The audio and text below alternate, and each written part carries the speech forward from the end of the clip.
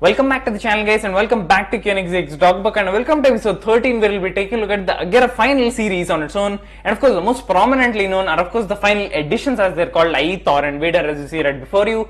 But of course there is one more, and that was in fact the first ever Agera final to ever be made, and it was in fact introduced at the 2016 Geneva Motor Show and basically debuted the Koenigsegg Agera final series on its own, and that is something that most people won't even know of. Of course the final editions, i.e. the FEs, are literally highly known in the car community, but nevertheless this one is pretty special, and this thing on its own is a complete beast, and of course it's called the one of one. And as you guys can see, this is literally the only ever Agera final to be finished in a non-exposed carbon fiber spec. Of course I literally love exposed carbon fiber, and if you ask me, out of all the three of them, I would take Vader, but and I'll give you the reasons as to why I would choose that when we talk about the Vader. But nevertheless, first on to the one of one, and of course in terms of the fact that this thing was finished in a unique shade of alba orange with matching carbon ceramic calipers, silver accents, and of course exposed carbon fiber striking all the way through the center, a beautiful spec in its own, and of course 5-spoke hollow air core carbon fiber wheels, a complete front splitter taken right from the one-to-one. That central vertical streak is literally a telling point to that.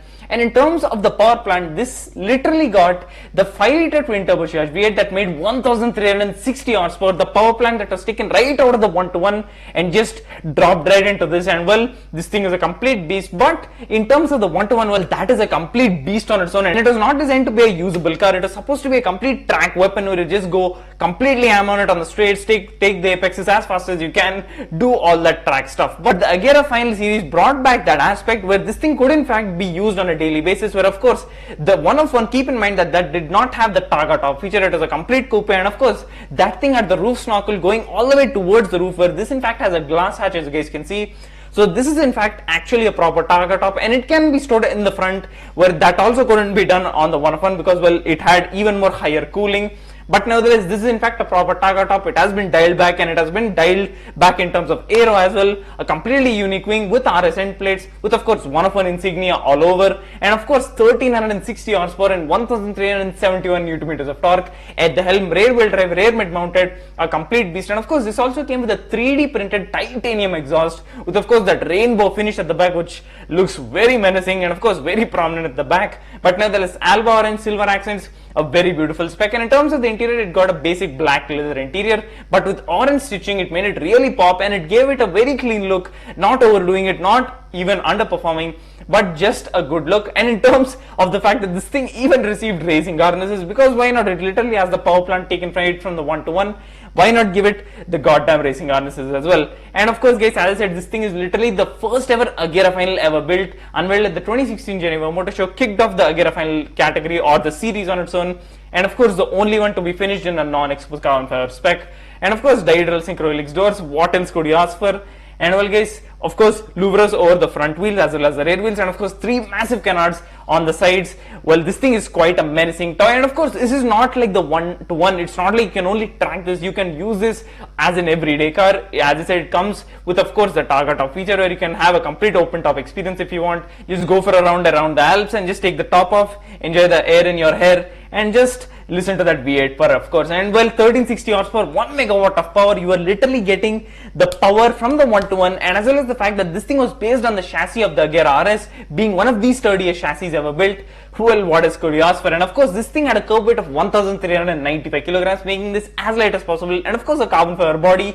Well, what else could you ask for? And of course a top speed of 273 miles an hour, and well, with a power plant that puts out 1 megawatt of power, well, you can't expect anything shy of that. And of course the engine was mated to a 7-speed dual clutch automatic transmission, and that is one of the most clever gearboxes that Koenigsegg has ever made. And of course that is literally their typical fashion. What we consider to be legendary and revolutionary, that is literally their basic standard, and that just shows how far they had come all the way back in 2016. And they just keep pushing the limits and redefining them to this day with the Yesco. And well, given the fact that they've called out Bugatti on the fact that their top speed record is complete bullshit, well, they're looking to take on some of the biggest challenges. And well, in their own typical fashion, they will definitely break them. And of course, coming back to the 1 of 1, and as the name suggests, guys, this is literally a 1 of 1, the only ever to be finished in, of course, a proper paint shade and not in an exposed carbon fiber shade of the entire Agera final series. A beautiful spec in its own, and of course silver accents, not to add, the proper huge front splitter at the front, and of course you got the basic necessities, i.e. a front and rear hydraulic lift system, which you need, because if you scrape that front splitter, well, that's not going to be a small dime out of your pocket. And of course this thing gave it the exact usability as you'd want in a car. Obviously you would not want it in a car of this nature, but nevertheless, in once again Koenigsegg'S typical fashion, they gave it to you, and something that was not available in the 1-to-1, given the fact that that thing was a complete track ready beast that you could literally just take it out whenever you wanted and hit apexes, take it out on the straights, go ham on it as much as you want. But nevertheless, this dials back on that, and in terms of the aero profile as well, dials back on that as well. And of course the main thing, i.e. one of the biggest significant changes, i.e. the roof snorkel, which used to extend all the way over onto the roof, where now it literally just sits back right behind the Taka top as casually as it could, so thereby giving you a complete option of thereby taking it as a complete open top experience, which you'll never say no to. And given the fact that this thing has the 1 megawatt 1360 horsepower 5 liter twin turbocharged V8, and if you ask me, this very engine is incredibly and definitely loud, and especially in the cockpit when you're in it, and well, that just makes for an even more thrilling experience, thereby making you maybe even your pants. And of course digital synchro-helix doors, a proper 1 of 1 as the name suggests. Well guys, the Agera final 1395 kilograms of curb weight, 1360 horsepower at the helm, 1 megawatt, the 1-to-1 power plant, Agera RS chassis, the best dynamic duo that you would expect in the Koenigsegg era, but things definitely ramped up. And well, the Jesko, Gemera and CC850, well, we'll be talking about more of them in their own respective episodes, but nevertheless guys, the 1 of 1, a proper 1 of 1. And moving on to the Agera FE Vader, and well guys, as I said, this is my top pick of the entire Agera final series, and I'll tell you and I'll give you the reasons as to why. And first off, you will see that this is of course a beautiful complete exposed carbon fiber car with that white gold leaf accents, which actually completely accentuates the car's looks on its own, and of course a complete dark underbody color with a light color as just a complete pinstriping is probably one of the best viewers you could ever do on any car. And well, on the likes of a Koenigsegg Agera final edition and Vader to be precise, well, this just brings out the complete character to show that this thing is a complete track ready monster, while giving you the freedom of the fact that you could take this out on a daily basis and you could have an open top experience, given the fact that you have 1360 horsepower right behind your head, with of course a screaming twin turbo V8 being one of the loudest V8s to ever be produced. And of course the choice of an open top in a car of this nature, well, that's something that most people will never say no to. And of course a 2-door Koenigsegg on its own, well, what else could you ask for? And of course a complete rear top mounted wing, once again something that is found on very few Koenigseggs, and of course a unique wing. And one of the rare things that you can only find on final editions, i.e. Thor and Vader, is the fact that you will find the insignia of 1 of 2 and 2 of 2 on Vader and Thor respectively, thereby marking the fact that they are the only 2 final editions. And of course Vader being the first ever final edition to be built, as it says on the rear wing end plate, as you can see, and Thor being the second one of the 2 final editions to be built, as it says on the end plate, thereby marking it the final Agera final to be built, thereby also marking it the last ever Koenigsegg Agera to ever be built. Of course a complete carbon fiber body, the exact same specs, 1360 horsepower, 1371 Nm of torque, rear wheel drive, rear mid mounted, a proper exhaust on its own, and of course a diffuser at the back, that massive wing, and of course the white gold leaf accents actually brings out the color and the looks, especially the power lines a lot, especially on the along the front, as you guys can see. But nevertheless, the main reason for me being compelled to choose this, and of course this exact feature is also present in Thor, but something about this car and the fact that this is complete basic exposed carbon fiber, where Thor is exposed gray carbon, as you will see. But the main party feature is that this thing has diamond dust in the epoxy that was sprayed on top of the carbon fiber, and this gives it one of the most beautiful looks that you'll see on any hypercar, and well, any car on its own. And well, the lights that you're getting it on something of this nature, well, that just brings it out on a whole nother level. And as you guys can see, this thing is a beauty to look at, and when the sun hits it, well, it just becomes a disco ball on its own, and it's a disco ball I would ride with 24/7 365 days of the year for the rest of my life. And of course 5-spoke hollow air core carbon fiber wheels, diagonal synchro-helix doors, a complete carbon fiber body, a targa top, that of course, given the fact that you can actually store this in the front, which is of course present in many Koenigseggs other than the 1-to-1, the CCGT, and of course a Agera, given the fact that they're either a coupe, they're a race car, or they're a complete track weapon, i.e. a race car on its own. And of course the Agera being a 2300 horsepower family hauler, we'll be talking more about that in its respective episode. But nevertheless guys, the Agera Vader, the FE Vader if I should say it correctly, a complete beast on its own, a complete exposed carbon fiber body with of course double canards at the front, a beautiful look on its own, a very aggressive front splitter as well, similar to what you'll find on Agera RSS as well as the 1-to-1s, a complete beast on its own, and of course the beautiful diamond dust that you will find on top of the carbon that just gives it one of the most beautiful looks that you could find on any car. And of course the beautiful white gold leafing accents all over just completely accentuates the car that no other color could ever possibly do. And well guys, now I've given you the reasons as to why I would pick the Vader.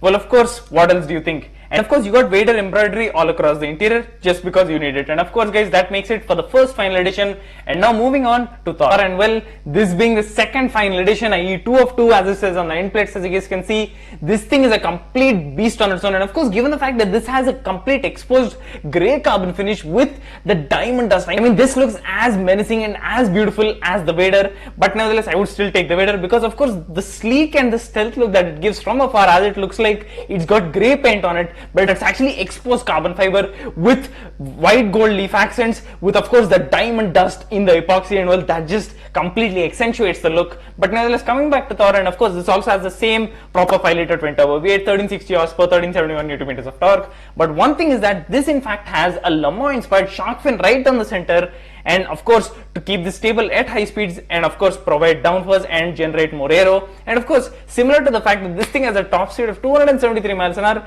doesn't seem like a bad thing to have. And of course it has some different end plates as you guys can see compared to Vader, a proper huge ass front splitter at the front similar to what you'll find on Agera RSS as well as 1-to-1s, a proper exhaust, a proper diffuser at the back, the 5-spoke hollow air core carbon fiber wheels, and well, a complete exposed carbon fiber body with a complete carbon fiber body on its own, proper track weaponry for the road. And the fact that still blows my mind is the fact that the 1-to-1 power plant, the 1 megawatt output of power, 5-liter twin turbocharged V8 got put into this, and the fact that you could have it as an open top experience just blows my mind. And the fact that you could even store it in the front in all 3 cars, well, what else could you ask for, guys? I mean, in terms of looks, this thing already exceeds my expectations. And given the fact that this thing has been given the usability as you would use it on a daily basis, I mean, who wouldn't want to use such a car on a daily basis? Who wouldn't be tempted to use this on a whole regular basis, to just take this out, have fun, drive it to work, drive it for groceries, do whatever you want in it? And just given the fact that this thing has been improved, of course, it did lose out in terms of aero to a certain extent, but nevertheless,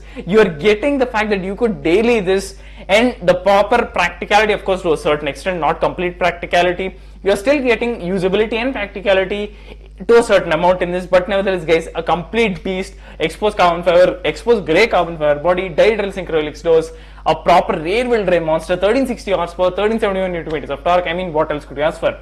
And this exact car belongs to Dynamite, who is in fact a very big car collector. And in terms of the nature of this car being the only one that we know of for now, because in terms of the cars that he has, well, they match the persona and the character and the rarity and the exclusivity and the price point of Thor. And I'll give you some examples. Starting off with the 1 of 5 Zonda Cinque Coupe, a 1 of 3 Zonda Tricolore on its own. I mean, there's only 3 of those bad boys in the entire world. And of course, let's keep going. He's even got a Koenigsegg Agera nicknamed Honey in exposed carbon fiber with Monterey blue accents, only 80 of those in the world. A 1 of 20 Huayra BC Tempest. I mean, he didn't think the Huayra BC Coupe, being the rarer variant of the BC 20 coupes, were made because of course gull-wing doors, and 40 roadsters were made. He had to get the Tempesta package on an already rare BC coupe. Well, that just shows his complete madness of level of collection. And of course, he even owned a proper Zonda Cinque roadster. I mean, he literally owned both variants of the Zonda Cinque. I mean, that literally just shoots up on a whole other level. And let's keep going. He's even got an Aston Martin Lagonda Terra, something very rare, 2 MSOX 620Rs, a complete McLaren Speedtail on its own, a 1 of 106 complete top speed monster, 250 mile an hour monster on its own, a complete beast. He's also got a 1 of 20 Lamborghini Centenario Coupe, once again in the exact exposed carbon fiber look with blue accents. That is in fact a very big theme that runs around in his collection. And he's also got a Gunther Works 993, and well, once again exposed carbon fiber with blue accents. That is a running theme in his collection. Whew. Well guys, what else do you think? And well guys, that shows that this thing is among some very good company in terms of rarity, exclusivity, power, its weaponry, in terms of track abilities. Well, it's right up the alley. And well, the fact is Dynamite, who owns Thor, and X Mark the Spot, who owns Vader, actually drive their cars very regularly. And the fact that a car of this nature, especially only 2 final editions being made, both of them owned by very close friends, and both of them are driven together. And the fact that they are not garage queen, because cars of this level are highly garage queen. They are literally kept in the dark, away from sunlight. And well, to of course people say they should preserve them and all that type of nonsense. Well, these guys don't give 2 shit and just drive their cars, which is the proper thing to do. And for a car of this nature, it is meant to be driven. I mean, you've got 1360 horsepower right behind your head, a howling 5-liter twin-turbo V8, rear wheel drive, all the stuff that you could want for a proper track ready car, and the fact that you could actually daily this and have as much fun as you want and actually put smiles on many people's faces. Well, what else could you ask for, guys? And well guys, in terms of Thor, well, as I said, this thing also comes with of course the white gold leaf accents as well, similar to of course Vader, but nevertheless I would still take Vader because of course the stealthy look that it gives. But nevertheless guys, which would you take, Thor, Vader, or 1 of 1? But nevertheless guys, the 1 of 1 was the main thing about this video, because of course Thor and Vader are highly known among the car community. The 1 of 1 is something that is slept on quite a bit, something that most people don't even know exists. Most people won't even know that the final series of the Koenigsegg Agera lineup on its own is actually a limited series of 3 models, not 2. But nevertheless, now you all know. And well, what else would you pick, guys? And given the fact that this thing is a complete beast, hollow air core carbon fiber wheels, carbon ceramics, a complete carbon fiber body with a complete exposed carbon fiber look with the diamond dust. And this also sort of shows as to how Koenigsegg came in terms of designing and what they could do in terms of cosmetics. Because of course, keep in mind that the first ever diamond carbon fiber that they did was the Koenigsegg proprietary diamond weave that they did on the CCX at Revita, and that thing was a highly labor intensive process, and of course not to mention that thing was highly expensive as well, hence them making only 2 CCX at Revitas when they initially intended to make 3, hence the name Trevita, meaning 3 whites. But nevertheless, that on its own was a highly different and very difficult process, and also highly labor intensive and also extremely expensive, hence they're making only 2. But now they've come so far as to fact that they can put diamond dust in the epoxy and coat it off on the carbon fiber. Well, what else could you ask? And in terms of carbon fiber though, would you take a proper CCXR Trevita with of course the Koenigsegg silver proprietary diamond weave with silver carbon fiber, or this type of exposed carbon with the diamond dust in the epoxy, or the KNC or the Koenigsegg naked carbon? Well, which one did you take? Let me know in the comments. Well guys, that's not all. It also comes with Thor embroidery on the inside. Well, because it's supposed to, I mean, that is in basic typical fashion, and the fact that once again you could remove the Targa top, store it in the front and have an open top experience. Double canards, a massive front splitter, a massive wing, the 2 of 2 and the 1 of 2 insignia on the end plates of Thor and Vader respectively. Well, that just shows that they're proper monster. And of course, diagonal synchro-helix doors, you can never say no to that. The sickest doors on the planet. And of course guys, that rear top mounted wing as well, something that is not found on all Koenigseggs, but nevertheless a rare thing in its own. And of course, that completes it for the Agera finals. What do you guys think? Let me know in the comments below. Thanks a lot for watching guys. Remember to hit that sub button and click the bell to ensure you don't miss out on any future videos. Thanks a lot for watching guys. See ya. Stay tuned for episode 14.